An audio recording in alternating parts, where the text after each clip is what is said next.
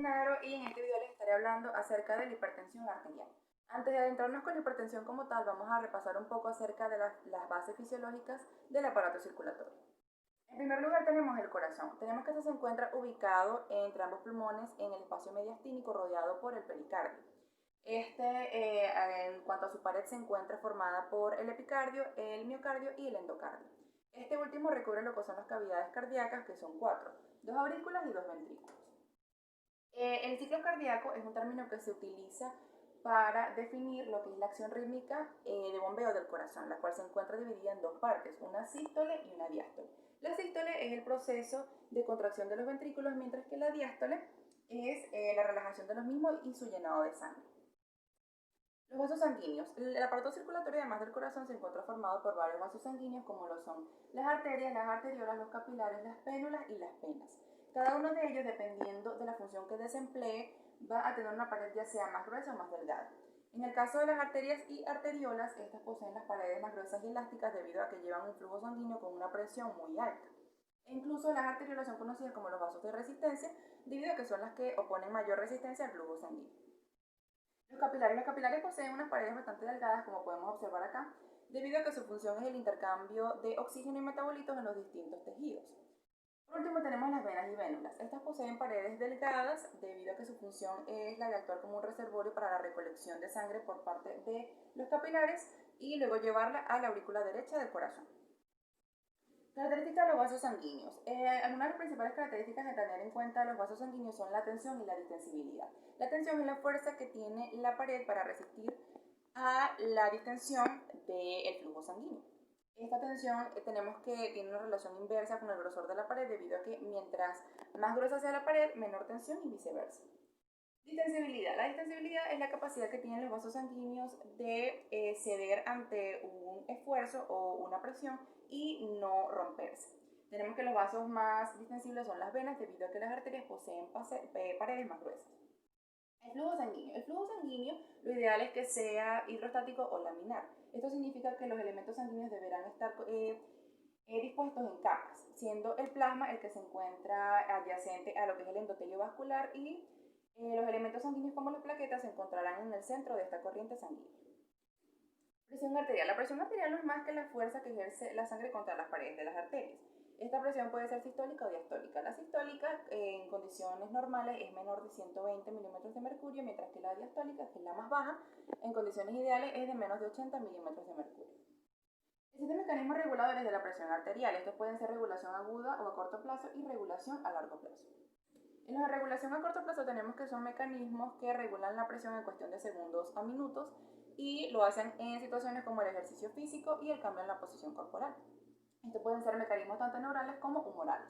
En los neurales tenemos que el control del sistema nervioso autónomo sobre la presión arterial se ejerce mediante reflejos intrínsecos e extrínsecos y centros superiores neurales.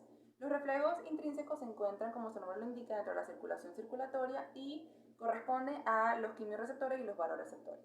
Los extrínsecos se encuentran fuera de la circulación y corresponden a aquellos que responden a cambios en la presión arterial, ya sea por frío o por dolor.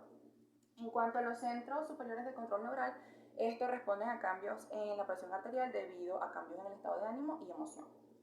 Mecanismos humorales. En estos tenemos el sistema renina, angiotensina, aldosterona, la vasopresina y la adrenalina y noradrenalina. Pero antes de pasar a explicar el primero de ellos, vamos a ver un poco lo que es la anatomía funcional del riñón. Tenemos que el riñón se encuentra en la parte posterior del abdomen, fuera de la cavidad peritoneal.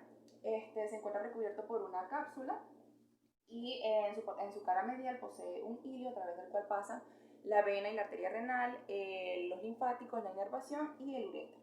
Si hacemos un corte de arriba hacia abajo de este riñón, este posee una corteza y una médula. La médula a su vez posee de 8 a 10 estructuras conocidas como pirámides de Malpighi, las cuales van a desembocar en una región llamada papila.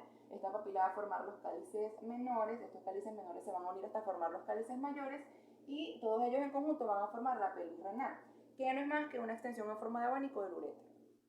Tenemos que en cuanto a sus vasos sanguíneos, el riñón posee sus arterias renales, las cuales se van a introducir por el hilio y se van a ir dividiendo en varias ramas hasta llegar a las arterias interlobulares, luego las arciformes y luego las interlobulillares. Estas interlobulillares van a dar lugar a la arteriola aferente. Esta arteriola aferente va a dar lugar a los capilares glomerulares y los capilares glomerulares van a dar lugar a la eferente. Este eferente luego va a pasar a convertirse en los capilares peritubulares, que son estos que observamos aquí, y estos capilares peritubulares van a dar lugar a las venas. En primer lugar la interlobulillar, luego la arciforme y luego las interlobulares, y posteriormente a la vena renal como tal. La nefrona es la unidad funcional del riñón. Cada riñón posee alrededor de 800.000 a 1.000.000 de nefronas, las cuales se encuentran compuestas por un penacho de capilares glomerulares conocido como glomérulo, el cual se encarga de filtrar grandes cantidades de líquido y se encuentra rodeado por una cápsula llamada cápsula de Bowman, que observamos acá.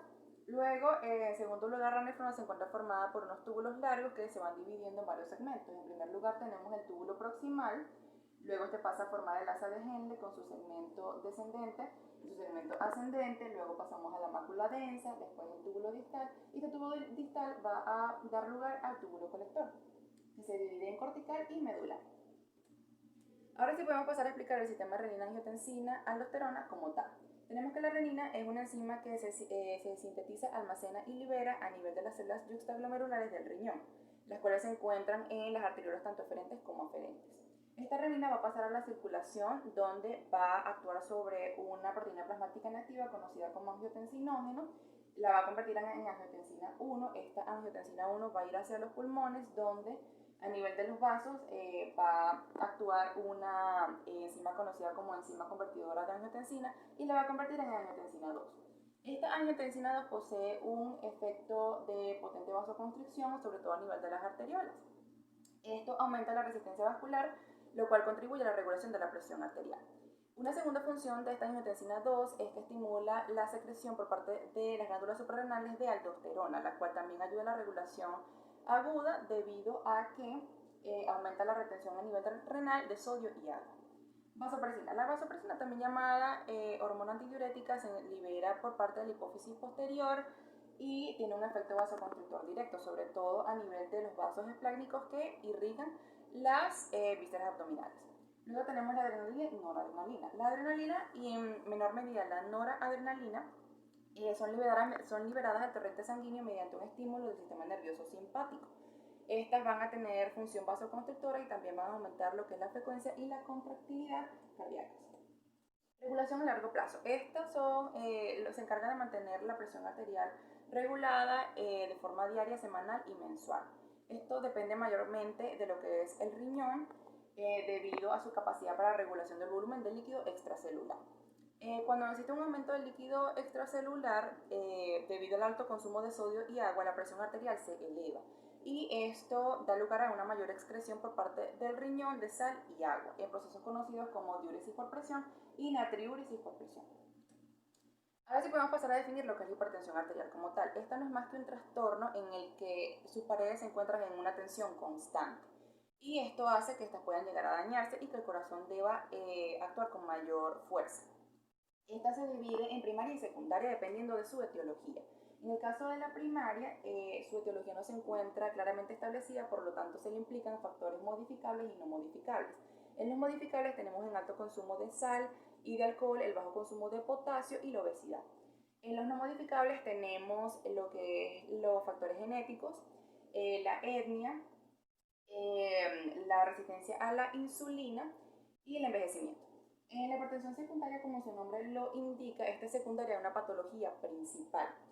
Esta puede llegar a ser la hipertensión renovascular, los trastornos córticos suprarrenales y la coartación aórtica. Epidemiología. La hipertensión arterial es un trastorno de índole global que nada más para el 2015 afectaba a 1,13 billones de individuos, con una prevalencia de 24% en hombres y 20% en mujeres. Desde la década pasada, la Organización Mundial de la Salud ha dicho que un número mayor a 12,8% de la población a nivel global ha muerto debido a hipertensión arterial. Esto se debe a que este es un factor de riesgo muy alto para lo que son eventos cerebrovasculares, isquemias del corazón y enfermedades renales. Clasificación. Esta clasificación está hecha en base a las últimas guías publicadas en noviembre de 2017 por parte de la Asociación Americana del Corazón y el Colegio Americano de Cardiología. Esta establece que la presión normal debe ser menor a 120/80, la elevada va de 120 a 129 sobre menos de 80, la hipertensión estadio 1 es de 130 a 139 con una diastólica de 80 a 89. Y la hipertensión estadio 1 es aquella que es mayor o igual a 140/90. Clínica. La hipertensión por lo general es un trastorno asintomático, pero cuando se presentan síntomas, estos suelen ser efectos de lo que hace en sí la hipertensión crónica en otros órganos como son los riñones, el corazón, los vasos sanguíneos y los ojos. La hipertensión afecta, es un factor de riesgo para la aterosclerosis debido a que esta favorece la formación de placa y su posible rotura. También puede causar daño a nivel del ventrículo izquierdo, una hipertrofia debido al gran esfuerzo que éste debe realizar para contraerse y eyectar la sangre. En cuanto al riñón, los principales efectos son la nefroesclerosis y la nefropatía diabética. Y en cuanto a los ojos, la hipertensión puede causar efectos devastadores, incluso la ceguera, debido a varios cambios a nivel de la retina. Fisiopatología. Esta que se caracteriza básicamente por la existencia de una disfunción endotelial con un desequilibrio de los factores vasoconstrictores y vasodilatadores. Entre los principales tenemos las endotelinas, el sistema renina-angiotensina y el factor digitálico endógeno. Las endotelinas, en primer lugar, lo que es la endotelina 1, esta es una sustancia mitogénica que tiene un potente efecto vasoconstrictor y actúa causando hiperplasia e hipertrofia del músculo liso. El sistema renina-angiotensina, además de sus funciones vasculares, esta induce estrés oxidativo a nivel tisular, lo cual provoca cambios estructurales y funcionales, específicamente disfunción endotelial. Factor digitálico endógeno. Este es un factor hormonal que actúa inhibiendo lo que es la bomba de sodio-potasio ATPasa, con intensa actividad vasoconstrictora de acción natriurética. El 50% de las personas con hipertensión primaria presentan este factor activo.